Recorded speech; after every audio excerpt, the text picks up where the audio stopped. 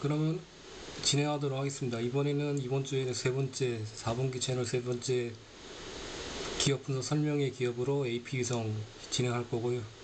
마이크가 바뀌어갖고 소리가 좀 잘 안 들리실 수 있으시는데 잘 괜찮으신 거예요?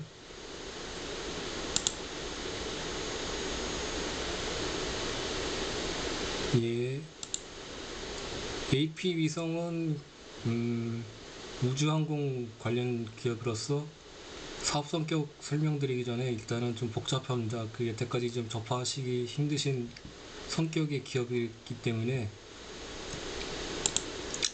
제가 예전에 인공위성 관련해서 한번 정리글을 보여드렸었잖아요. 리포트 정리한 글인데 제 의견은 별로 없고 여러가지 리포트 내용들을 이렇게 좀 내용들을 관련 내용들을 이렇게 정리해서 소개시켜드렸던 글이거든요. 그래서 사업보고서를 직접 바로 읽으시면은 좀 헷갈리실 것 같아갖고 같이 한번 인공위성 관련해서 이제 정리한 글들을 같이 보시도록 하겠습니다. 텔레그램 통해서 접하셨을 걸로 아는데 계속 이렇게 좀 중간중간 잠깐만요.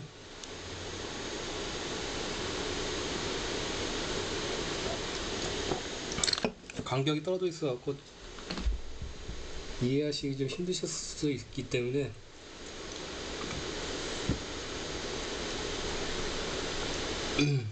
일단 인공위성 관련해서 정리한 글도 같이 보신 다음에 그때 사업보고서를 보시도록 하겠습니다. 일단은 시작하도록 하겠습니다. 24년에는 이제 미국 대선 과정이 있잖아요. 트럼프 대선 후보하고 미국 바이든 대선 후보하고 이렇게 지금 현재 바이든 대통령이신데 그래서 민주당하고 각각 공화당 쪽 대선 후보로 나설 수 있는 가능성이 있고 현재로서는 트럼프 전 대통령 공화당 대선 후보로서 트럼프 전 대통령이 당선될 수 있는 확률이 높은 걸로 파악되고 있습니다. 그래서 방향성은 이제 트럼프 대통령이 당선된다고 이렇게 가정을 한 후에 관련해서 일단 그 24년에 주요 섹터들을 정리하도록 하겠습니다. 트럼프 전 대통령은 자신이 24년에 미국 대선 과정 집중 모니터링 해야 하는 사유 이렇게 적어놨는데 잠시만요. 아이고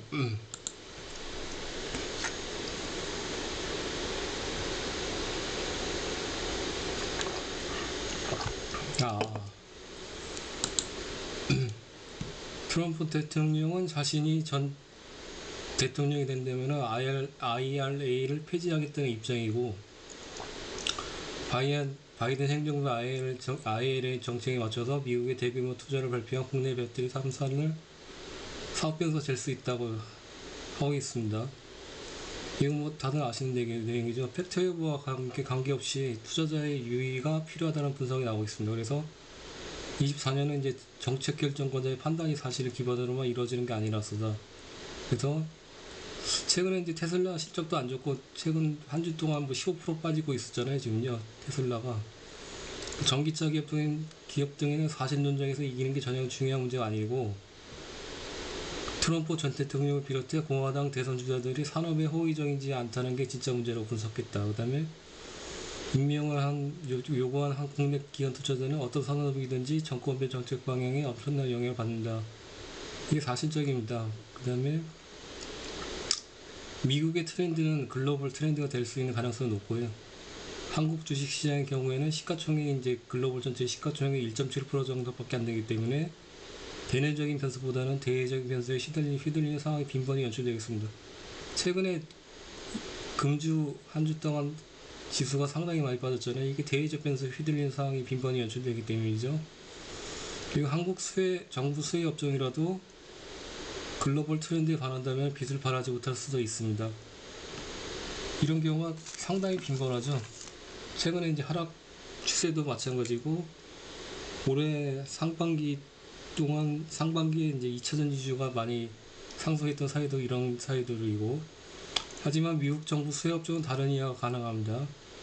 네, 그래서 미국 주식시장의 시가총액은 전세계 주식시장에서 시가총액이 44조 절반 정도로 가까이 달하기 때문에 영향력이 가장 클 수밖에 없습니다. 그래서 미국의 트렌드는 글로벌 트렌드로 직결되는 가능성이 매우 높고 트럼프와 바이든의 스탠스는 완전히 다르게 누가 당선되느냐에 따라서 방향성이 확연히 갈릴 수가 있습니다. 그래서 이렇게 교집합을 해놨고요. 근데 여기서 중요한 거는 교집합이 이슈어는 인프라 투자 이런 건데 자국 우선지 반중 스탠스 교집합 관련해서 생각하면은 최근까지 몇 년 동안 많이 상승했어요. 인프라 투자 뭐 변압기, 전력기기, 리쇼링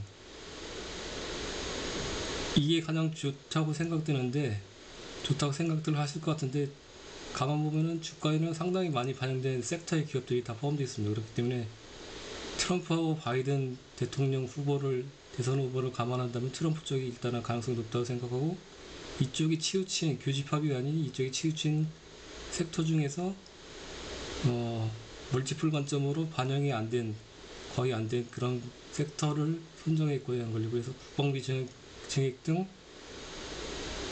국방비 증액 같은 게 보시면 24년에 그 전체 재량 지출에서 보시면은 가장 높게 발생되겠습니다. 예상이 되고 있습니다. 그래서 국방 쪽, 방산 쪽하고 우주항공 쪽을 섹터로 정했고요. 그래서 23년 연말은 내년에 큰 그림을 준비할 시기로 판단하고 있고 우리가 대비할 큰 그림 중에 하나는 24년 미국 대선. 그래서 최근 바이든 정부의 재정 지출에 대한 반발이 나타나고 트럼프가 다시 부각되기 시작되고 있습니다.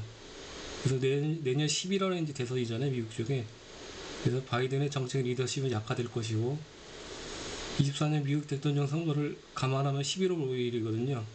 그래서 최근 미국 여론조사에 따르면 트럼프 후보자가 9% 격차로 앞서 나가고 있는 상황이고 대통령 후보자 정책에 따라 정당별 수혜색 등 분명히 존재하고 있습니다. 그래서 24년에는 미국 대선 후보자들의 공약과 대선 일정에 따른 지수 변동성 확대 및 섹터별 영향 확대를 예상하고 있고 개인의 계획에는 트럼프 재당선을 염두에 둔 수혜 섹터 집중 전략이 필요할 수도 있다는 판단이 이게 결코 테마주는 아니고요. 여태까지 그런 흐름들이 과거 보면은 상당히 많은 상황들이 발생해 있었습니다. 그래서 미상을 고려하면은 트럼프 후보자의 대통령 재임 시기 17년하고 19년에 20년은 이제 마지막 재임 시기가 레임덕이 발생이 되기 때문에 그 코로나 팬데믹 때 이거는 항상 마지막 해는 이제 감안 안 하시면 되시고 미국의 각 섹터별 ETF 수익률 확인 및 각종 뉴스 플로우 체크를 통해서 투자가능한 적정 섹터 및 선정 및 해당 섹터의 주요 종목 분석을 진행이 필요한데 이게 이제 선정된 게 우주항공 쪽입니다. 그래서 미국 쪽의 정치적 이벤트에서는 변동성 확대 이게 이제 우주항공 선정하는 사유고요. 이렇게 보시면은 과거에 보시면은 대선이 있는 해 평균에 이제 3월이나 뭐 7월, 12월, 11월 정도 이렇게 변동성이 높게 발생되고 있다 생각하시면 되시고 이거를 감안해서 이제 매매를 고려하시면 되실 것 같습니다. 그렇다면 어떤 섹터 종목을 볼 것인가 이렇게 조건 1 트럼프 제가 이제 조건을 적어놨거든요. 조건 1은 트럼프 후보자를 차기 뉴욕 대통령 당선인으로 감안하고 근데 과거 트럼프 재임 시절에 각 섹터별 장기 20년 빼고 4년이잖아요 임기가 17년에서 22년까지인데 20년은 마지막 해는 빼고 마지막 해는 이제 그 재임하는 대통령의 정책 같은 게 레임덕 발생되기 때문에 섹터에 미치는 영향이 미미합니다. 그렇게 뺐습니다. 3년 동안 수익률 체크하고 이 두 가지 조건 중에서 가급적 주가 상승률이 현재 주가 상승이 미미하거나 관심도가 낮은 소액 섹터를 선정합니다. 방어점에서 현재 떠들썩한 섹터는 수익률 측면에서 불리하기 때문이죠. 조건 4는 수익률 상위 섹터 관련 뉴스 플로우 체크하고 그래서 17년 1월부터 29년 12월까지 미국 ETF 이제 구글 스프레드 시티를 이용해서 이제 제가 직접 조사를 했고요 한 걸요. 텔레그램을 통해서 공유드렸지만은 우주항공 XAR이라는 ETF가 있거든요. 이게 17년 1월부터 19년 12월 30일까지 수익률이 보시면은 70.75%예요. 이렇게 보시면요.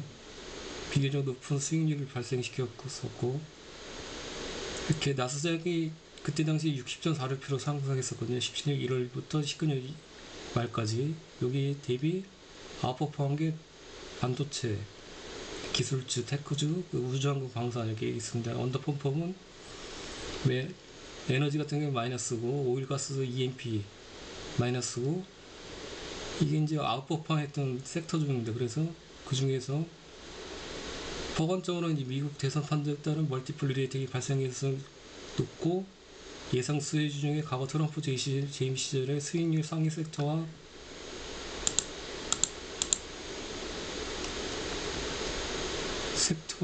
이거 투표 결과는 그때 그 텔레그램 쪽에서 한번 투표를 했었거든요. 그래서 기대감이 낮은 섹터 실제 수익 부각 시 이제 급격한 멀티플 리레이팅 발생 가능성이 있다 판단돼서 선정한 섹터가 우주항공입니다. 그래서 이렇게 보시면은 우주항공 관련해서 이렇게 종목들 조사를 했었거든요. 그래서 이제 그 트럼프 재임 시기에 우주항공 관련 뉴스거든요. 그래서 우주항공 관련해서는 트럼프 행정부 때 많은 관심을 갖고 힘을 실어줬던 그런 섹터라는 뉴스들입니다. 이걸 한번 쭉 보시도록 하시고 한 걸요.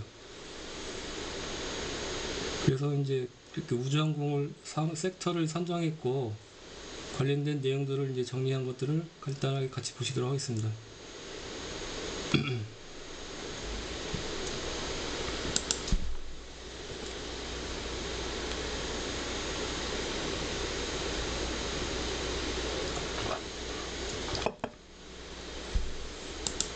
이제 앞으로 이제 AP 위성이나 LIG 넥슨의 그 하나 시스템 관련해서 이제 설명을 하나씩 이제 기업 분석 설명회들을 진행할 거거든요. 근데 우주항공이나 그 관련된 뉴스플로나 사 위성이나 군지 위성 같은 거 내용들을 이제 설명드릴 건데 그거를 설명드리기 위해서는 관련해서 우주항공 관련해서 내용들을 조금 아시는 게 필요하십니다. 그래서 이렇게 설명드리는 거고. 글로벌 인공위성 시장에서 이제 시장 성장을 위한 핵심 요건이 있습니다. 그래서 위성 가장 이제 중요한 팩터들을 설명드리면은 첫 번째는 위성 발사 비용의 절감입니다. 그래서 기술의 발달은 제사형 로켓, 예전에는 그 로켓 발사되면 일회성으로 끝났었는데 최근에는 이제 그 일론 머스크의 스타링크 쪽에 이제 스페이스 X 쪽에서 이제 제사형 로켓을 사용하고 있습니다. 그래서 비용이 과거에 보시면 10년 전 대비 10분의 1 수준으로 하락하고 있습니다. 그래서 어느 것이나 어느 섹터나 이제 비용 절감이 화두잖아요. 그래서 비용 절감이 나타나게 되면 해당 섹터에 산업이 이제 발전할 수 있는 계기가 마련되게 됩니다. 그래서 제 개인적으로 일론 머스크는 되게 천재라고 생각합니다. 그래서 스페이스 X나 아니면은 뭐 테슬라 뭐 그런 것들. 그래서 초소형 위성 등의 위성 시장의 패러다임 변화가 가져오게 됩니다. 스페이스 X 때문에. 소형 위성의 스펙 상승에 따른 사업성이 확보가 되겠습니다. 그래서 국내 위성 시장 또한 글로벌 트렌드를 따라서 다양한 최근엔 저궤도 위성이 이제 각광을 받고 있거든요. 위성 발사 프로젝트가 진행될 예정이고 이 중에서 사 위성도 있습니다. 분영전차는 위성 포함되어 있고 국내 저궤도 위성 향후차 예상 전기는 국내 시장은 아직까지는 미국과는 틀리게 미국에는 이제 스타링크나 아니면 유럽의 원웨이비나 미국의 이제 아마존의 카이퍼 같은 게 이제 활성화되고 있잖아요. 틀리게 아직까지는 정부 중심의 시장 성장을 보이겠습니다. 민간 쪽이 이제 거의 없거든요. 그다음에 국내 위성 탑재체 시장은 정부의 위성 발사 계획에 따라 성장률이 결정되고 있습니다. 최근에 아직까지는. 그래서 국내 위성 관련 기업들의 이익률 같은 게 보면은 되게 좀 정부의 누리호 4차도 25년에 추가로 발사 계획이 있잖아요. 그렇기 때문에 상당히 들쑥날쑥하고 텀이 있겠습니다. 그렇기 때문에 입찰을 하면 최저가 입찰이기 때문에 이익률의 보장을 못 받고 있습니다. 근데 국내 이제 우주 발사체 위성 관련 기업들 같은 경우에는 아직까지 초기에 이제 시장을 형성하고 있고 그다음에 인건비나 그런 것들이 많이 비싸기 때문에 이익률이 BP 이하로 이제 아직까지는 보장을 못 받고 있는 실정입니다. 근데 국내 저궤도 위성은 정부와 군사위성 위주로 발사될 것으로 아직까지 예상되고 있고 현재까지 위성 탑재체 사업은 높은 개발 비밀 방금 전에 말씀드렸듯이 제작 비용으로 위성 탑재체를 통한 수익성 확보가 어려웠습니다. 현재까지. 그래서 향후 진행되는 이제 다양한 프로젝트를 통한 매출 성장이 항상 필요한 거는 이제 Q 확장이잖아요. 그래서 이루어질 경우 위성 탑재체 사업 이익률이 개선으로 이어질 것으로 기대되고 있습니다. 아직까지는 이제 적자 사업이죠. 적자 사업. 그래서 개인 의견으로는 인공위성은 UAM이나 6G나 자율주행 등과 이제 긴밀한 연계성 있는 확장 가능한 산업으로 판단하고 있고, 여기 23년 하반기 스페이스X라고 했는데 국내는 24년 초로 연기됐잖아요. 스타링크 쪽에. 근데 원래 아마존을 중심으로 글로벌 저궤도 위성통신 시장인 본격적인 개혁을 앞두고 있다 판단하고 있습니다. 그 다음에 우주항공 산업은 이런 것들하고 다 연계되어 있기 때문에 성장 산업으로서 신규 시장의 개화와 함께 해당 섹터의 멀티플 리레이팅 개연성이 상존한다고 판단했습니다. 24년에. 최근에 이제 23년은 이제 11월하고 12월 2달밖에 남았잖아요. 이제 알고 보면요. 증시가 이제 많이 빠지고 있는데, 24년에 이제 주도주 섹터를 감안해서 이렇게 조정받을 때 뭐 신규 매수라든가 아니면은 리밸런싱이 필요하다고 생각합니다. 그중에서 저는 가능성 높은 거를 우주항공 쪽으로 판단했고요. 방산 쪽을 포함해서 계속 집중적으로 설명드리고 있습니다. 그리고 현재 저도 개인적으로 포트를 이쪽으로 계속 재편하고 있습니다. 글로벌 인공위성 시장은 이제 우크라이나하고 러시아 전쟁 등을 통해서 이제 각광을 많이 받고 있고, 스페이스X는 우크라이나의 스타링크 단말기 1만 5천 대를 제공해서 통신망을 회복시키고 있고, 이런 내용들이 있고, 지금요. 우주항공의 시장 성장을 위한 핵심 요건은 뭐냐면, 아까 말씀드렸듯이 위성 발사 비용의 절감, 소형 위성의 스펙 상승에 따른 사업성 확보, 그렇게 이것들을 지금 이끄는 게 스페이스X입니다. 일론 머스크의. 그래서 스페이스X는 재사용 발사체를 이용해서 이제 비용을 절감시켰고 한 걸요. 그래서 우주 산업의 초석을 다지는데 큰 역할을 하고 있습니다. 그 스페이스X의 이제 그 발사체가 세 가지가 있는데 펠컨 헤비가 포함되어 있습니다. 이거는 아직까지는 크게 뭐 중요하지 않은데, 펠컨 헤비의 킬로그램당 탑재체 발사체 발사 비용이 $1,400로서 미국 최초의 발사체인 뱅가드의 1000분의 1을 기록하고 있습니다. 이 의미는 발사체에 실을 수 있는 인공위성 숫자가 많아짐으로써 이렇게 발사 비용을 절감할 수 있다는 내용입니다. 그래서 인공위성 제조 단가 기간 동안 큰 폭으로 단축돼서 현재는 위성 사업이 용이해지고 있다는 내용들이고, 그리고 올해 이제 4월달인가 스타쉽 발사했었는데 공중 폭발됐었잖아요. 근데 스타쉽이 이제 펠컨 헤비 대비 키로당 $10로서 $1,400잖아요. 키로당. 이게 이제 지금 미국의 FAA의 이제 승인만 남았는데, 내용상으로는 뉴스플로를 봤을 때 11월달에 이제 재발사 계획을 갖고 있다고 하고 있습니다. 그래서 이게 발사되면은, 성공하게 되면은, 현재 이제 스페이스X의 펠컨 헤비 이런 것들 발사체보다는 훨씬 이제 비용들이 감소되기 때문에 이 우주 산업이 더욱더 활성화될 수 있는 계기가 마련될 수 있다 판단되어 있습니다. 그래서 우주 발사체는 모든 우주 산업 비즈니스의 출발점이고요. 이런 비용 혁신으로 인해서 새로운 비즈니스 기회를 제공해서 로켓 발사 비용이 낮아질수록 우주 산업은 더 활발해질 예정입니다. 그래서 우주 산업 관련해서 중요한 이벤트는 앞으로 이제 11월 달에 스타쉽 발사라고 생각합니다. 성공 발사. 이거를 이제 계속 지켜봐야 될 거고요, 한 걸요. 네, 우주 산업의 수익성에 대한 의문, 현재 계속 과연 이게 뭐 수익성 관련해서 이렇게 연계될 수 있을까, 뭐 그렇게 해서 의문식이 되고 있는데, 사업 초반에는 아무래도 이런 의문점이 상당히 높게 발생된다고 생각합니다. 그렇기 때문에 이런 것들을 이제 판단해서 향후에 이제 주도 섹터로 될 수 있는지, 아니면은 이 섹터의 산업이 발전할 수 있는지 여부를 미리 판단하고 투자에 연계시키는 것이 중요하다고 생각합니다. 그래서 우주 산업의 기대감은 커지고 있으나 수익성에 대한 의문은 여전. 이 자체만으로도 저는 개인적으로 우주항공 산업 쪽에 투자 관련해서 기회가 열려있다고 생각하고 있는 거예요. 이렇게 의문이 있기 때문에 아무래도 쌀 수밖에 없겠죠. 주가는 관심 없고, 그럴 때는 기회의 문이 열려있다고 생각하고 장기적으로 판단했을 때 이에 대한 해답은 독보적인 1위 업체인 스페이스X에서 힌트를 얻을 수 있다고 생각합니다. 잠시만요.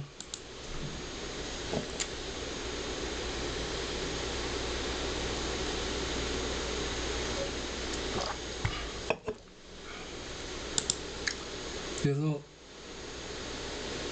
워싱턴 저널에 따르면은 스페이스X는 23년 1분기 매출 15억 달러, 순이익 5,500만 달러로 스타링크 출시 2년 만에 흑자 전환을 했고요. 이제 분기만 이때 당시면 흑자 전환됐고, 스페이스X는 아직까지는 비상장사잖아요. 그렇기 때문에 실적 같은 뭐 이렇게 공시 나온 게 없습니다. 그렇기 때문에 뉴스 플로우밖에 확인이 안 되어 있고, 23년 이제 하반기가 다가고 있잖아요. 그래서 과연 23년 전체적으로 봤을 때 스페이스X가 연관으로 흑자 전환될 수 있는지 여부가 우주산업 섹터의 이제 이익률 관련해서 중요한 뉴스라고 생각합니다. 그래서 계속 체크를 해서 모니터링해서 알려드릴 거고요. 그래서 이는 글로벌 발사 서비스 독점과 스타링크 이용자 수 급증에 따른 가파른 외형 성장이고, 이렇게 보시면요. 이용 성장이고, 향후 스타쉽이 중요하다고 말씀드렸죠. 11월 달에 이제 재발사 아마 가능할 것 같은데, 개발과 스타링크 구축으로 혜자를 확보할 것을 판단하고 있습니다. 그래서 이런 것들을, 전기차 같은 경우에도 테슬라가 주도를 했었잖아요. 그래서 이런 우주항공 관련해서 스페이스X가 아무래도 주도를 할 거고, 미국에서 이제 스페이스X 관련해서 스타쉽 발사 같은 뭐 그런 주요 뉴스 같은 게 이제 계속 이제 퍼져나가게 되면은, 그게 이제 글로벌 트렌드로 이제 안착될 수 있게 되는 거겠죠. 그러면 이제 국내 쪽으로도 그게 이제 트렌드가 확산돼서 국내 우주항공 섹터로도 리레이팅이 발생될 수 있다 판단하고 있습니다. 그래서 이런 뉴스들은 계속, 만약에 우주항공 쪽으로 이제 섹터를 선정해서 보유를 하고 계신다면은, 투자하시려고 예정하신다면은 계속적으로 팔로우업을 하는 것이 적정하다 판단하고 있습니다. 이렇게 스타링크 위성 발사 취임 계획들이고, 펠컨 아까 이따 말씀드렸죠. 펠컨 9 이게 발사체 세 가지거든요. 펠컨 9, 펠컨 헤비, 그다음에 스타쉽. 그래서 이렇게 발사 계획들이고, 근데 인공위성 관련해서 이제 구분을 하셔야 되는데 세 가지가 있습니다. 고도별로 해서 저궤도, 중궤도, GEO, 이거 고정령이라고 하잖아요, 한글로 이거는. 그래서 세 가지를 구분하셔야 되고, 간단하게 인공위성 위치한 궤도에 따라서 저궤도 200km에서 2000km, 중궤도, 정지궤도거든요.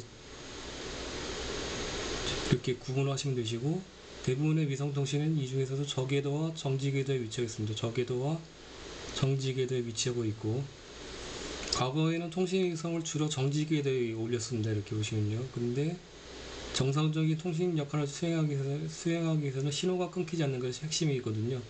근데 이렇게 정지궤도 같은 경우는 되게 멀잖아요. 그렇기 때문에 신호가 약하고 끊기는 현상이 자주 빈번하게 발생되게 됩니다. 그래서 최근에 이제 스타링크나 그다음에 원웹, 아마존의 카이퍼, 스페이스X 같은 경우에는 주로 이제 저궤도 쪽에 중심으로 이제 발사하고 있고요, 지금걸요. 정지궤도 위성의 특징은 뭐냐면은, 과거에 많이 발사했던 정지궤도 특징은, 정지궤도 위성의 공전 주기와 지구의 자전 주기는 같습니다. 같이 이제 도는 거고, 그래서 지구에서 봤을 때 항상 정지해 있는 것처럼 보이는 위성이 정지궤도 위성이고, 그리고 고도가 지구상에서 상당히 높기 때문에, 한 개의 위성으로 이렇게 높기 때문에 탐색할 수 있는 범위가 상당히 많습니다. 그래서 지구 표면의 3분의 1 면적을 접촉이 가능하고, 전체 인공위성의 한 10% 정도를 차지하고 있고, 주로 통신과 방송, 기상 관측 등을 목적으로 하고 있습니다. 근데 정지궤도 위성의 장단점이 뭐냐면, 정지궤도 위성은 내가 원하는 지역을 3분의 1 면적을 접촉 가능하기 때문에 커버할 수 있다는 장점이 있고, 한 개의 위성으로 넓은 지역을 계속 커버할 수 있기 때문에, 자전 주기가 똑같기 때문에 같이 돌잖아요. 그렇기 때문에 이를 활용한 위성 전화 또는 위성 TV 통신 서비스가 가능합니다. 이번에 선정한 AP 위성도 위 아랍에미리트의 이제 그 관영 통신 회사인 투라야 쪽으로 이제 그 위성 통신 단말기 납품 중에 있거든요. 현재 투라야가 2기의 이제 위성을 운영하고 있는데, 그게 다 정지 위성입니다. 현재는. 그래서 하지만 정지궤도는 거리가 너무 멀기 때문에 통신의 지연 시간이 너무 길다는 단점이 있습니다. 이거를 이제 커버하기 위해서 최근에 이제 저궤도 위성의 이제 발사가 대세를 이루고, 저궤도 위성은 로우 얼스 오빗이라고 해서 지구 궤도의 200에서 2000km에 여기서 지구 궤도의 2000km 지구로 공전하는 위성이고요. 현재 지구 궤도에 존재하는 인공위성의 86%가 저궤도 인공위성입니다. 이거 스페이스X 때문에 그러겠죠. 지금 그리고 지구 탐사 위성 등의 관측 위성과 통신 위성 등이 여기에 속하고 있습니다. 그리고 최근에 국내에서 이제 싸움 위성이라고 했고 잘 알려지지 않은데 군사 위성 통신, 정찰 위성 통신 있잖아요. 이것도 저궤도 위성 통신으로서 이제 발사 예정이고, 뉴스 플로우를 통해서 확인하면 11월 아니면 12월에 이제 스타쉽 발사된 이후에 12월 정도에 이제 발사 예정이라고 알고 있습니다. 그래서 스페이스 X 발사체를 이용할 예정이고, 미국에서 발사될 예정이고, 저궤도 위성 특징은 뭐냐면 지구와 가깝기 때문에 중력의 영향을 많이 받아서 위성의 공전 속도가 상당히 빠릅니다. 그래서 높이의 차이가 있잖아요. 약 90분에 지구를 한 바퀴 공전하고 있다고 합니다. 그래서 저궤도 위성 장단점을 보시면은, 저궤도의 경우는 지구를 너무 빨리 돌기 때문에 소수의 통신 위성으로 신호를 잡는 것이 이제 불가능하다고 하고 있습니다. 이렇게 면적이 정지 궤도는 3분의 1을 비치고 있는데, 저궤도 LEO 같은 경우에는 상당히 이제 좁은 커버리지를 기록하고 있잖아요. 그래서 지구를 커버할 수 있는 면적이 상대적으로 좁기 때문에 이 군집 위성이라고 하거든요. 그래서 저궤도 위성을 많이 이제 발사해서 이렇게 지구 주변을 완전히 감싸버려서 이렇게 회전을 공전하는 주기를 다 커버할 수 있다고 하고 있습니다. 그래서 스페이스X나 원웹 같은 경우에 상당히 많은 수의 인공위성을 발사했고, 그 다음에 아마존도 몇천 기를 발사할 예정이잖아요. 그 사유가 이것 때문에 그렇습니다. 좁은 커버리지라는 단점은 낮은 발사 비용으로 더 많은 위성 발사가 가능해져서 극복이 가능해지겠습니다. 과거에 대비 1000분의 1밖에 안 들고 있잖아요. 비용이 발사체 이제 재회수를 할 수 있기 때문에. 그래서 저궤도 위성 통신하고 설명 쭉 드렸었고, 저기서 위성 통신 관련해 이제 상업적으로 사업을 구분하면 통신 위성하고 발사 서비스하고 게이트웨이, 유저 안테나로 구성되어 있습니다. 게이트웨이라는, 최근에 이제 인텔리언 테크가 아마존으로부터 수주를 했잖아요. 그게 게이트웨이입니다. 게이트웨이가 뭔지는 조금 이따 설명드리고, 사업자는 이제 많은 수의 통신위성을 제작하고 있고, 이를 로켓에 실어서 우주로 발사하고 있고, 스페이스X가 발사 서비스라는 거죠. 이렇게. 근데 게이트웨이 같은 경우는 위성 신호를 기존의 인터넷망 그리고 데이터 센터에 연결해주는 지상 장치라고 보시면 되시고, 그 다음에 유저 안테나라고 있습니다. 이거는 유저 안테나는 뭐 개인 집에다 달거나 차량에다 달 수 있는 거죠. 유저 안테나 저궤도 위성 인터넷 사용자는 인터넷에서 희망하는 장소에 유저 안테나를 설치하고 있습니다. 이게 인텔리아 테크가 영위하는 사업 중에 하나입니다.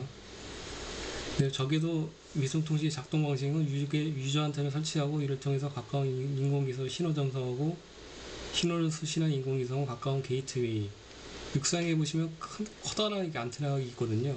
그게 게이트웨이라고 합니다. 그래서 신호를 전송하고 전 세계에 설치된 게이트웨이는 요청받은 데이터를 반대 과정을 통해서 사용자에게 전달하는 과정이고, 저기서 위성통신의 유용성 같은 경우 보시면은 사용자는 전 세계 어디든 상관없이 안테나에 있으면 인터넷을 사용 가능합니다. 해상이나 뭐 사막이나 이용 가능하고, 그 다음에 미국 같은 경우에는 되게 광활하잖아요. 그렇기 때문에 이 광 케이블이나 이런 거 통신망 까는 것보다 이렇게 어떻게 보면은 위성통신하는 게 어떤 면으로 비용이 쌀 수가 있습니다. 그 다음에 기존의 지상망에서 각각의 지역마다 광 케이블 통신망과 기지국, 셀타워 등 천문학적인 금액의 인프라 투자가 필요하잖아요. 국내 같은 경우에는 이렇게 면적이 작기 때문에 이런 뭐 광 케이블이나 이렇게 통신망 같은 게 구축이 가능한데, 미국이나 뭐 중동 같은 경우에는 뭐 사막 같은 데 있으면은 워낙에 면적이 넓기 때문에 이런 광 케이블의 통신망 구축하는 비용보다는 인공위성이 지금 싸지고 있잖아요. 지금요. 이렇기 때문에 이런 인공위성 통신망 구축하는 것이 경제성이 있다는 내용들이 있습니다. 그래서 글로벌 저궤도 위성통신망을 구축하며 지구 전역을 커버할 수 있게 된다고 하고 있습니다. 네, 국내 저궤도 위성 향후 예상 전개인데 이것들을 한번 보시고요. 아직까지 이제 정부 위주의 이제 발사체 사업이고 정부 쪽에서 이제 주도하는 사업이기 때문에 아직까지 민간 쪽으로는 크게 영향이 없다 그렇게 보시면 되시고 이익률은 낮다 보시면 되시고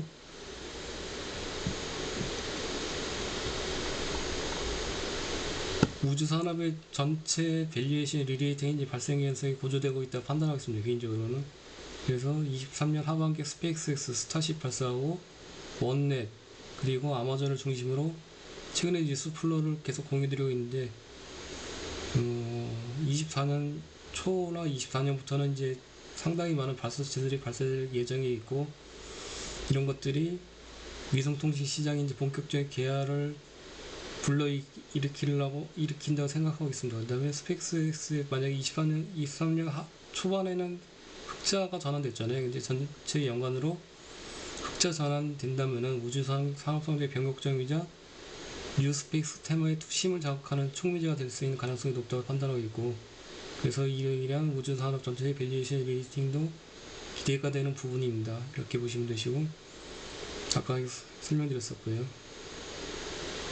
그래서 국내 저궤도 위성통신 관련해서 정부 정책 현황을 체크해 보면은 이런 것들이 있고 크게 중요한 건 아닙니다. 여기서 이제 가장 중요한 건 산업차인데 우주항공청의 이제 개설이죠. 지금 현재는 항우연이라고 있는데 R&D 관련돼서 우주항공청에 지금 여야가 대치되는 게 R&D 관련해서 이견이 있어서 그런데 10월 23일 넘기면 또 우주항공청 개설이 건립이 무기한으로 연기될 수 있잖아요. 그렇기 때문에 23일 정도까지 뉴스 플로가 이제 체크가 필요하다고 생각하고 만약에 23일 이내에 이제 우주항공청 이게 여야 의견이 좁혀져서 우주항공청이 개설된다 그러면 그것도 상당한 리레이팅 효과를 발생시킬 수 있겠죠. 한걸요.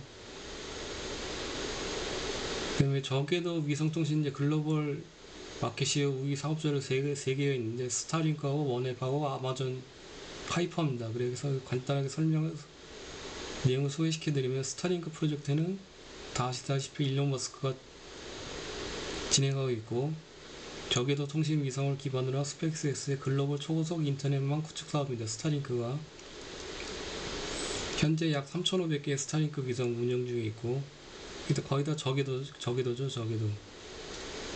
그 다음에 스타링크 위성 발사의 원동력은 재사용 로켓입니다. 보시면은 로켓을 발사시킨 다음에 이 해상 바지거든요. 이거를 발사시키고 다시 재착륙시켜서 재활용한다는 건데 저는 이거 보고 와 일론 머스크 진짜 천재라고 느꼈습니다. 그래서 재사용 로켓이 뭐냐면 발사에 활용된 로켓 엔진을 해상 바지선이나 육지에 다시 착륙해서 이를 재활용하게 된다. 그럼 비용이 이제 천문학적으로 이제 절감할 수 있잖아요. 그래서 재사용 로켓이 개발되기 이전에 모든 로켓은 일회성이었습니다. 근데 요거 재사용 로켓의 핵심 기술은 역추진 로켓이고요. 한걸요. 텔레그램에 한번 그때 그 유튜브 영상을 공유시켜드렸는데 자기가 자동으로 위치 찾아서 착륙을 하더라고요. 그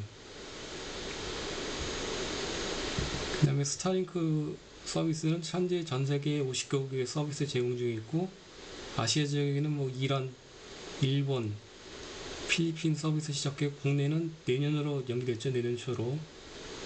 스타링크 가입자 수는 이렇게 지금 계속 증가되고 있고 22년 12월에 100만 명인데 최근에는 150만 명인가 이렇게 돌파를 했다고 기억하고 있습니다. 문제는 이제 스타링크 서비스의 속도인데 일반 지상통신과 비교시 유사한 속도를 기록하고 있는데 많은 유저들이 참고해보면은 넷플릭스 시청뿐만 아니라 라이브 스트리밍과 슈팅 게임도 가능하다고 하고 있습니다. 근데 최근에 서비스 이용자수의 급격한 증가로 인해서 스타링크 서비스의 속도가 떨어지는 현상이 발생되어 있고 이 사유 때문에 좀 더 많은 저궤도 인공통신 위성을 발사할 예정이라고 하겠습니다.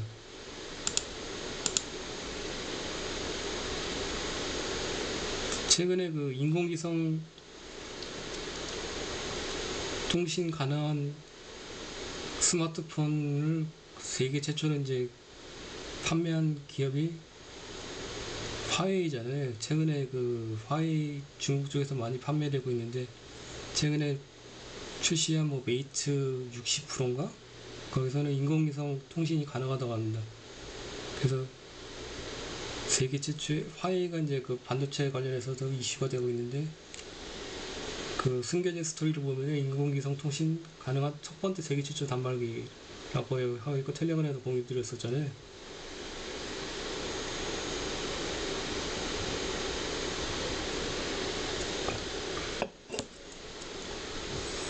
스타링크 관련해서 좀 더 자세하게 같이 잠깐 알아보도록 하겠습니다. 이 발사체로는 팔콘 9이고, 그다음에 팔콘 헤비, 스타쉽, 아까 소개시켜 드렸잖아요. 팔콘 9이 이제 상용화된 거고, 여기 이제 인공위성들을 이렇게 탑재할 수 있는 수량들입니다. 이렇게 보시면요.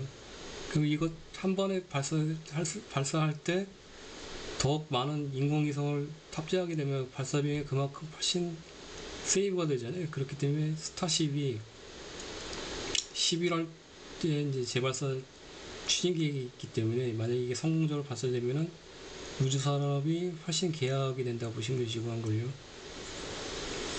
그래서 인공위성 산업은 한 번의 발사로, 이 발사체잖아요. 발사체. 얼마나 많은 수의 위성을 궤도에 안착시키느냐가 경제성 관점으로 핵심 포인트입니다.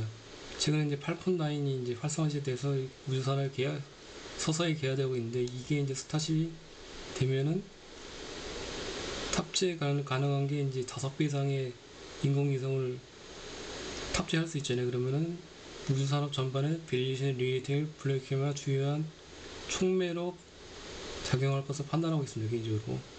그래서 11월 달에는 아마 이거 스타쉽 관련해서 리스프를 계속 소개시켜 드릴 거고, 발사가 돼서 만약 성공적으로 안착이 되면, 인공위성들이 안착이 되면은 개인적으로 굉장히 중요한 그 우주항공 산업에 이제 촉매제로 발생될 수 있다고 판단하고 있습니다. 그 다음에 두 번째는 원웨이브인데, 유럽 쪽이고, 유럽판 스타링크 쪽이고, 이 관련 내용들 한번 쭉 읽어보세요. 원웨이브는 지금 648개 인공위성 운영하고 있고, 스타링크는 현재 3,500개 정도고, FCC로부터, 미국 쪽의 FCC로부터 승인받은 인공위성의 숫자는 12,000개입니다. 그렇기 때문에 현재는 3,500개를 운영하고 있는데 12,000개까지 늘릴 예정이잖아요. 스페이스X가 승인을 받았기 때문에. 그럼 이만큼 발사할 예정이라는 거거든요.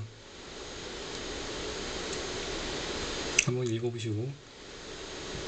그 다음에 사업의 운영 방식이 이제 두 가지가 크게 차이점이 있는데, 스타링크는 자체 공급이거든요. 근데 원앱은 위성 발사, 유저 안테나, 게이트웨이 등 모두 외부 업체와의 계약을 통해서 공급하고 있습니다. 그래서 이 기업덜이 아니라 기업들인데, 인텔리안 테크 같은 경우에는 지금 원앱을 통해서 이렇게 납품하고 있잖아요. 그래서 국내 기업 같은 경우에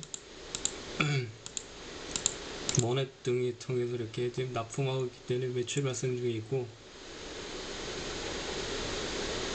스타링크는 자체 공급이라는데 전체는 자체 공급은 아니죠. 캔코 아이어스페이스가 스페이스X 쪽으로 이렇게 납품 중에 있고, 현재. 네, 원앱의 히스토리 이제 한번 읽어보시면 되는데, 여기서 중요한 건 뭐냐면은 21년 8월에 하나 시스템에서 국내에 있습니다. 상장사인데, 원앱의 지분의 8.81%를 3억 달러에 취득했습니다. 그래서 하나 시스템이 이제 원앱의 주요 주주 중에 한 기업이고, 하나 시스템도 조만간에 이제 소개를 시켜드릴 예정입니다. 기업 분석 설명을 통해서. 그 다음에 스타링크와 더불어서 가장 중요한 이제 아마존의 카이퍼 프로젝트가 있는데, 이제 카이퍼 최근에 시험 위성 2기를 발사했잖아요. 최근에 10월 달에. 그래서 이제 FCC에 제출된 계획을 보시면은 약 몇 개나, 이게 한 3,000개 정도의 이제 인공위성을 발사할 계획입니다. 그게 24년부터 시작할 예정이고, 지금 현재 이제 공장 위성 생산 공장 건설에 착수하고 있고 23년에 말에 완공이 예정돼 있고 생산 시에는 하루에 최대 4개의 적외선 통신 위성을 생산이 가능하다고 하고 있습니다. 아마존의 카이포 프로젝트를 통해서 여기서도 매출이 이제 발생될 수 있겠죠. 최근에 그 인텔리안테크가 게이트웨이를 아마존과 이제 게이트웨이를 이제 계약 체결했거든요. 그다음에 여기하고 또 관련된 게 캔코 아이로스페이스겠죠, 아무래도. 그래서 인공위성 밸리에이션 리에이팅 가능 측면을 정리했는데 개인적으로 스타링크의 국내 서비스 시작. 이거는 24년 10월 초에 작성했기 때문에 틀린데 24년 초 예상이고. 네, 원앱의 위성통신 서비스 아직 시작 안 했잖아요. 위성통신 서비스 글로벌 런치 24년 초 예상이고, 아마존 카이퍼 프로젝트 첫 번째 위성 발사. 24년 상반기 예상이고, 시험 위성은 벌써 발사했습니다. 스페이스 X의 스타쉽 발사, FAA 승인 대기 중에 있거든요. 11월 예정입니다. 네, 스페이스 X의 24년 흑자 전환하고, 네, 국내 같은 경우에는 우주항공청 설립 있겠습니다. 참전 리포트는 이렇게 보시면 되시고, 다 같이 공유를 시켜드렸고요. 한번 찾아보시면 있습니다. 제가 간략하게 인공 우주항공 관련해서 이제 내용들을 소개를 시켜드렸고, AP성의 사업보고서를 같이 이제 보시도록 할게요. 저거 말고도 이제 AP성과 관련된 내용들 사위성이라고 있거든요. 군사 정찰 위성 같은 거. 그것도 다음 주 정리해서 한번 같이 공유를 드리도록 하겠습니다.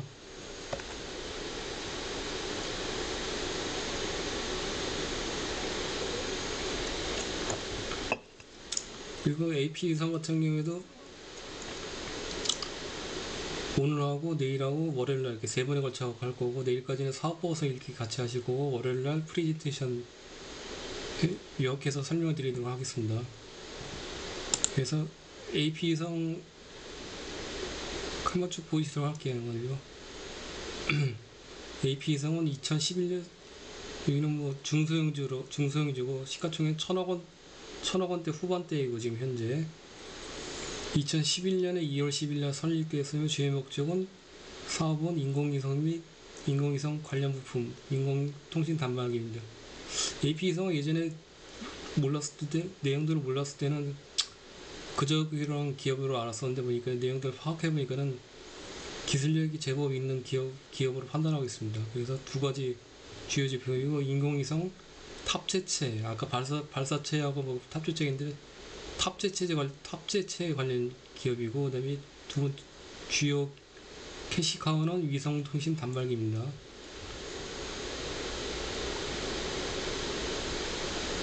이렇게 보시면 되시고, 신규 사업 같은 경우에는 없습니다. 그래서 인공위성 탑재체하고 지금 현재 위성통신 단말기 두 가지 이제 사업에 주력을 하고 있고요. 현재 주식의 총수는 1,500만 주인데 84만 주가 이제 자사주에 포함되어 있고,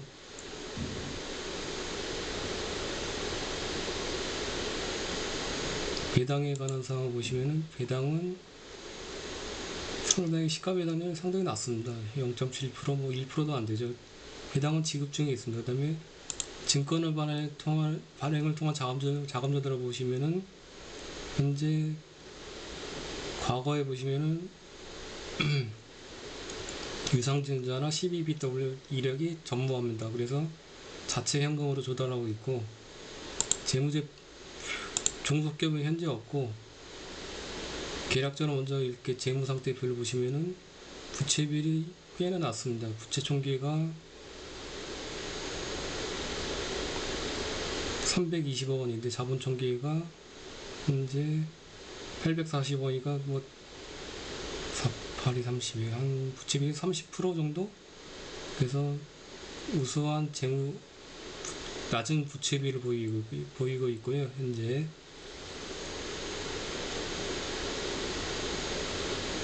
부채도 보시면 차입금이 거의 없습니다.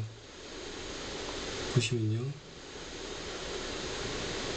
뭐 매입 채무나 그런 것들이 높고요. 현재 그 이자 발생 부채가 거의 없다고 보시면 되시고,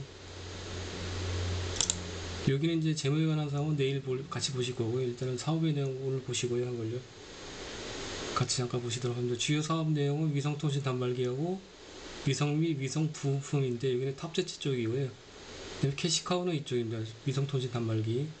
당사의 주요 제품은 위성통신 단말기이고 국내 위성통신 단말기 하는 업체는 AP성이 유일하겠죠. 상장사 중에서는. 주요 고객은 아랍에미리트의 소재의 관영통신 회사인 투라야라고 있습니다. 투라야 텔레코뮤니케이션 컴퍼니. 두 대의 인공 정지위성을 운영하고 있고 유럽하고 아프리카, 중동하고 호주 지역하고 한국과 일본을 포함해서 전 영을 대상으로 이동위성 통신 서비스를 제공하고 있고 여기에 단말기를 납품하고 있습니다. 네, 탑재체 관련해서는 이거는 내일 한번 싸움에서 또 관련되어 있거든요. 이렇기 때문에 관련돼서 정리해서 같이 공유를 드릴 거고 주요 제품은 위성통신 단말기하고 부분품 이렇게 보시면 되시고 여기 위성통신 단말기는 거의 99%가 수출입니다. 수출. 그리고 여기 탑재체는 정부 주도, 국내 정부 주도 관련이잖아요. 그래서 여기는 내수가 거의 99%입니다. 여기는 보시면요. 그래서 단말기는 거의 다 99% 수출이고 여기는 탑재체는 99%가 내수라고 보시면 되십니다. 그래서 수출 비중은 거의 한 50% 정도 보시면 되시고 제품 가격은 같은 경우에는 단말기 같은 경우에는 이렇게 고정 제품 가격은 300달러에서 500달러 수준으로 해서 연기가 분기별로 안 되어 있습니다. 그다음에 원재료 같은 경우에도 상당히 다양하기 때문에 원재료 가격 같은 게 체크하기가 힘들었고요. 한걸요.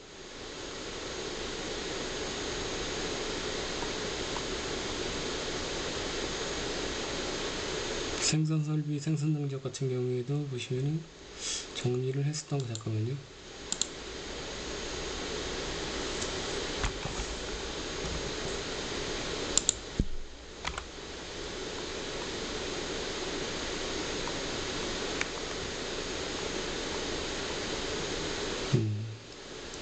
생산 능력, 생산 시설도 크게 연관성이 없기 때문에 정리를 안 해놨고요. 이렇게 중요 포인트를 잡지는 않았습니다.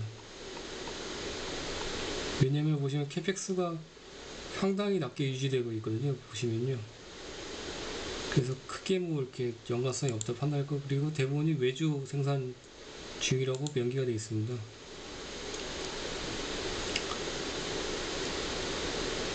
생산 설비 보시면은 당사는 제품에 대한 연구 및 개발 중심의 기업으로서 자체 생산 설비를 갖추고 있지 않고 외주 생산을 하고 있으며 제품의 개발 및 설계에서 주요 원조재 대신에 원조재 구매하고 생산 및 품질 검사 및 출하까지 각 공정률 발생되는 핵심 사항에 대해서는 당사가 직접 관여해서 생산하고 있습니다. 그래서 원조재 같은 경우에는 직접 구매해서 이제 그 외주업체한테 보내주고 있고 여기서도 SMT라고 나오잖아요.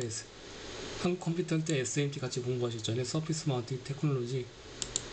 그 EMS 기업한테 이거를 제 위성 단말기 제작을 의뢰를 하고 있는 거죠.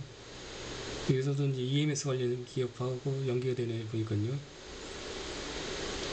생산 설비는 외주 EMS 기업의 생산 설비를 설명해 주는 거고 매출 및 주요 현황을 보시면은 아까 설명드렸듯이 위성통신 단말기가 수출이고 거의 뭐 절반이라고 보시면 되십니다. 절반.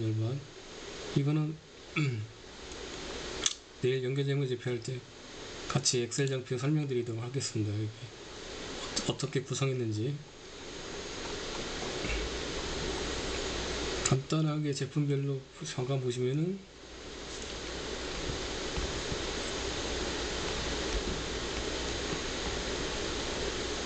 인공위성 부품이 57%, 50%대 48%에서 57%가 가까이 그렇게 보시면요.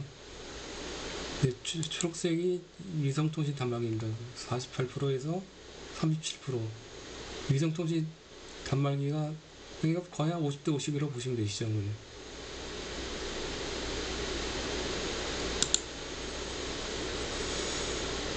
판매 경로는 아까 인공위성 단말기는 투라야 쪽이라고 말씀드렸죠. 아랍에미리트 쪽 그쪽 직판하고 있고 한 걸요. 나머지는 이제 항공우주연구 항우연하고 그다음에 카이스트하고 LIG 넥슨 등의 매출이 인공위성 관련해서 발생되고 있습니다. 이거는 이제 수주잔고 현황들이고요. 이건 정리를 다 해놨고 현재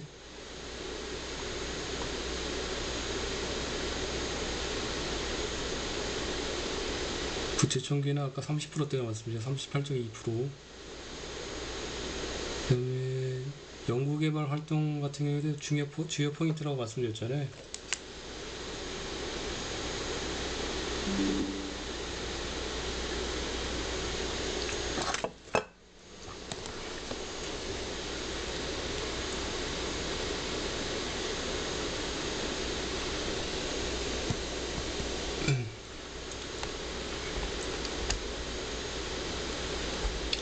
그래서 주요 연구개발 활동 보시면은 한국항공우주연구원 항우연, 그 다음에 한국항공우주산업 투라야 쪽하고도 관련들이 많고, 대부분 인공위성 관련하고 투라야 쪽하고 이제 관련된 연구개발 활동들이 있습니다. 보시면요. 그 연구개발 비용은 판관비로 100% 처리되어 있고, 연구개발 비용이 상당히 매출액이 높네요. 여기 18%네요. 보니까 23년 2분기에 대비 그 매출액의 18%를 R&D 비용으로 지금 소요하고 있다 보시면 되십니다. 네, 연구개발 실적은 신규 모델 SoC 개발 그런 것도 있고, 기타 참고사항 여기 이제 보시면 기타 참고사항 같은 경우에 주요 내용들이 많기 때문에 자세하게 보실 필요가 있으십니다. 당사의 주요 제품은 위성통신 단말기이고 주요 고객은 아까 투라야라고 말씀드렸고요. 한걸요. 위성통신 단말기 서비스는 이렇게 어떻게 보면 위성통신 단말기가 이렇게 좀 비즈니스 모델 치고는 크게 메리트가 없다고 판단할 수 있는데, 이제 아까 그 저궤도에서 스타링크가 이런 것들하고 연계되잖아요.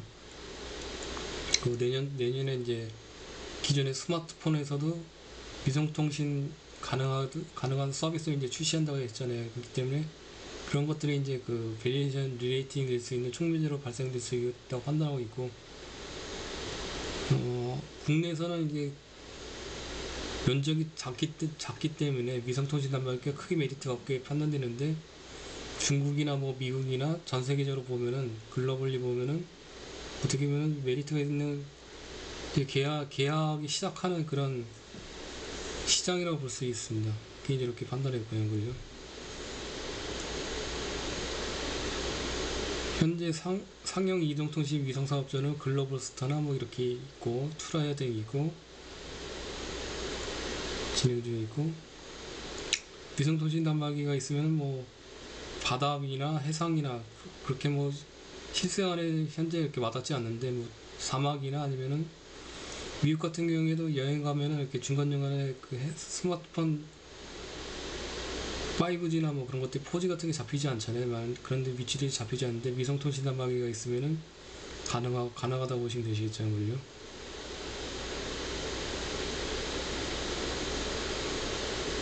위성통신 단말기 취이고 한 걸요.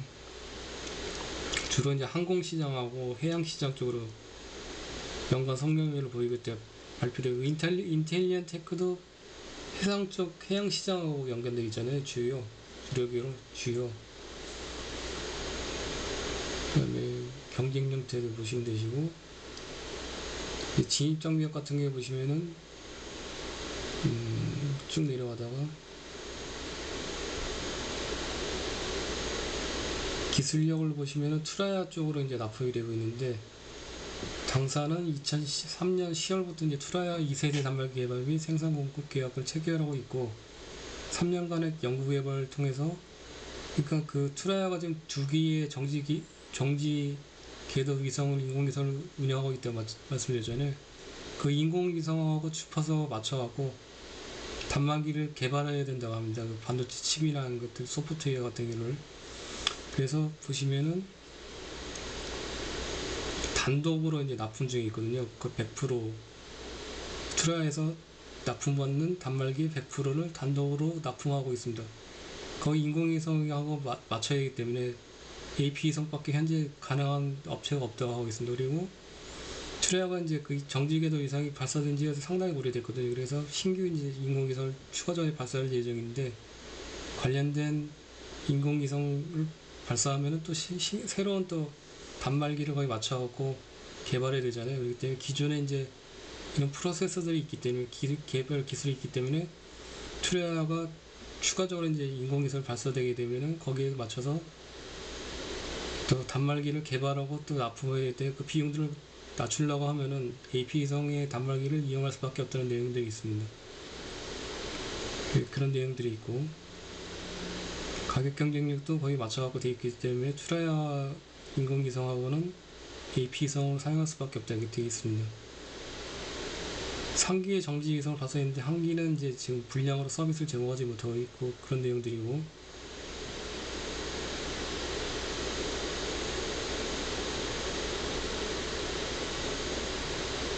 아까 신규 위성 이제 발사 예정이라고 했는데 그 내용들입니다. 4호 위성. 이렇게 기술과 호환이 가능하게 된다는 얘기고, 한번 쭉 읽어보시면 되십니다. 간략하게 소개를 시켜드린 거고,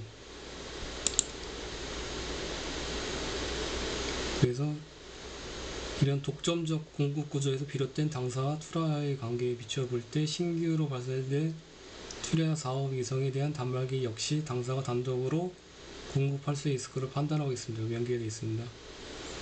네, 밑에 거는 이제 위성산업 관련 내용이고, 이거는 내일 프레젠테이션에서 사업 위성하고 이제 관련해서 다시 한번 소개를 시켜드릴 거고요. 쭉 내용들 보시면 되시고, 아까 이거 우주항공 관련해서 내용 소개시켜드렸죠. 그런 내용들하고 관련된 내용들입니다.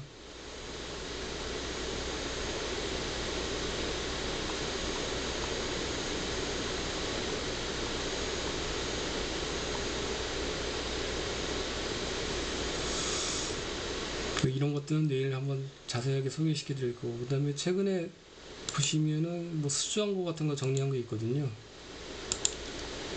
이런 것들을 수주총액하고, 그래서 내일 한번 탑재치 관련해서 소개시켜 드릴 때 같이 한번 소개를 시켜 드릴 거고,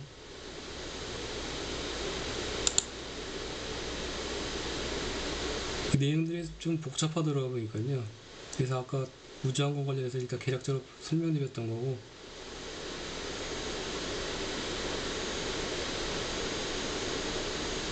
여기 내용들 보시면 이제 정부 주도하에 이제 누리호 탑재체 있잖아요. 누리호 탑재체도 AP 위성이 개발해서 그걸 채택했다고 하는 그 내용들이 있습니다.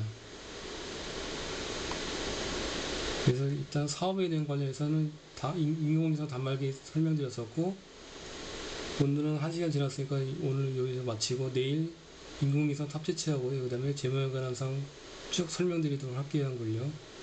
네, 내일은 8시, 그 다음에 월요일날 22시에 이렇게 계속 각각 진행하도록 하겠습니다. 오늘 내용들은 약간 좀 복잡하죠. 우주항공이라는 생소한 산업 관련 내용들에 관련해서 설명드렸고, 오늘 말이 이렇게 안 나오지? 그 다음에 내일 인공위성 탑재체 관련하고 이렇게 재무라는 사항들을 같이 설명드리고 엑셀 장표 설명드리도록 할게요. 한걸요. AP 위성은 이렇게 종속기업이 없기 때문에 재무제표나 관련해서는 뭐 특이사항이 없고요. 크게 뭐 복잡한 내용이 없기 때문에 내일 뭐 1시간 반 정도 내일은 진행할 거고, 내일 엑셀 관련해서 한번 같이 설명을 드리도록 할게요. 한걸요. 그러면 오늘 고생하셨고요. 내일 시간 되시면 같이 뵙도록 하겠습니다. 오늘은 마치도록 하겠습니다.